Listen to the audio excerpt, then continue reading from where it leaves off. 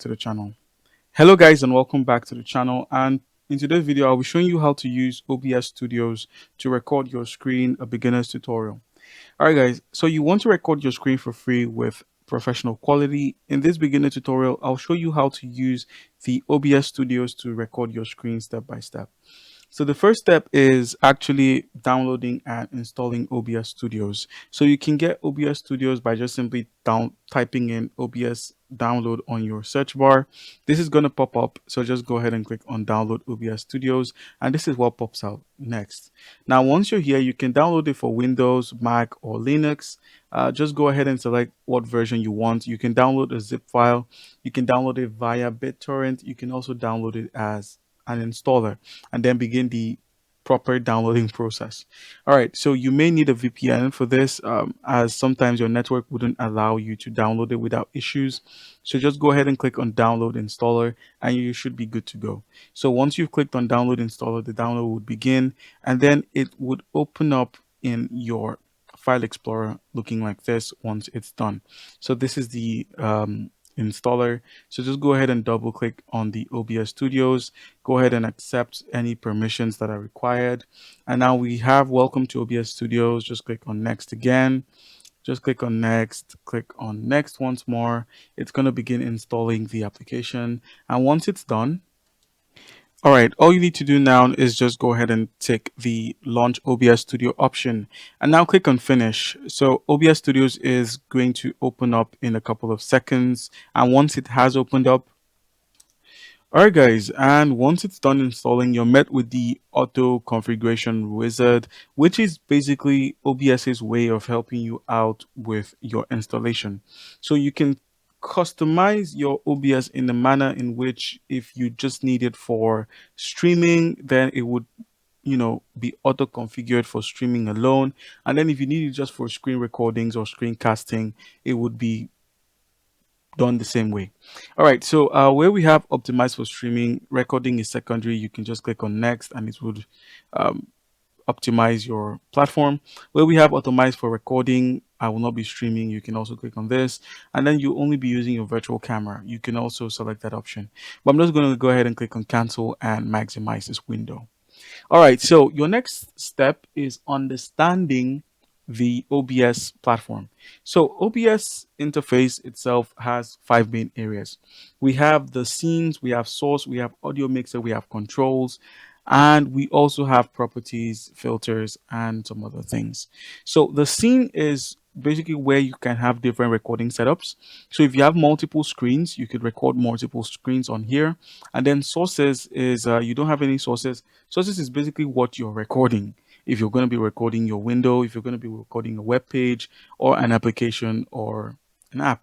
And then the audio mixer is for your mic and system audio.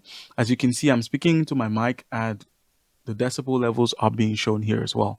All right, so the controls are also the, controls. If you want to start streaming, start recording, open up your virtual camera, enter the studio mode, or head into CPU um, settings. And then we have the last section, which is scene transitions. It's self-explanatory, but if you want to move over from one recording scene to another, so let's say you're recording on your Mac, or you're recording on another screen and you want to move over to the next screen, this is what it does. It just helps you with either a fade or a cut. And then the duration is also shown here. All right, so now the next step is creating your first recording scene. You can go about doing this by just clicking on the plus under scene here, this plus, just click on it and just enter scene, click on OK. And once you have done that, head over to sources and then click on the plus underneath here and then simply select window capture. You can select window capture or video capture device, but I believe that would be your camera. You could also select display capture. So display capture works the same way. So you can create a new one or you can add an existing display and just click on OK. So let's see if that works. Okay, capture method, automatic, display, primary monitor, and boom. You can also capture your cursor or you can not. All right, and then click on OK. So here we go. This is basically what it looks like. You can see we are currently capturing this window. If you minimize, I do not know if it would follow out of the minimize, but basically that's how it works.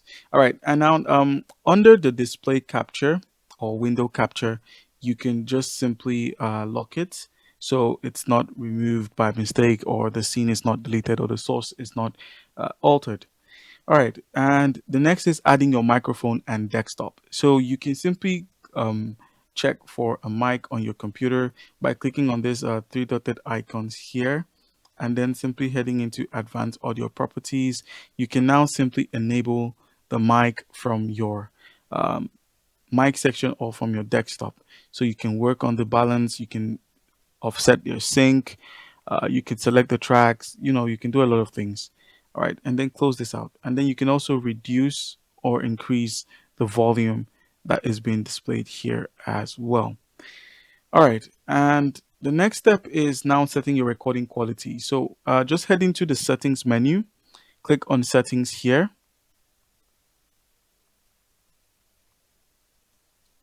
And once it has opened up, just head over to output. So head over to the output, and then where we have recording format, just select recording format and make sure it's set to MP4. You can move it to MKV, that's a Matroska video, or you could set it as a fragmented MP4 or a hybrid. But I prefer the hybrid option, as that is more, you know, in touch with what everyone else uses.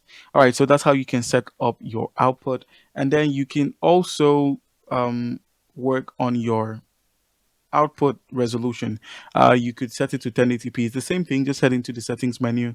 It's going to pop up on your screen. Once it pops up on your screen, just select 1080p. So where we have video, go ahead and click on video, and then where we have common FPS values, just set it to either 30 as your frames per second or 60, and that should help out. All right, so guys, once you're ready, just go ahead and click on start recording, and you would begin recording on the OBS Studios. You record your screen and everything else. All right, and once you're done, you can now find your file in the recording path. There's a path you can follow to simply find where it's stored. All right, guys, so that's how you can easily go about this. Comment down below if you have any questions. Don't forget to leave a like and subscribe for more content. Thank you.